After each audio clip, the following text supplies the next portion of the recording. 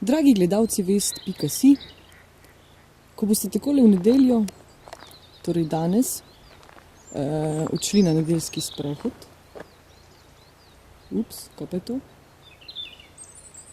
In uživali v tišini, imamo za vas naslednji predlog. Cerkniško jezero, ki tokrat ni presahnilo in takole nekako izgleda. Sicer so nedeljski izleti namenjeni bolj sprehajanju kot kaj drugega. Tokrat se bomo kar malce popeljali naokoli Cerkniškega jezera.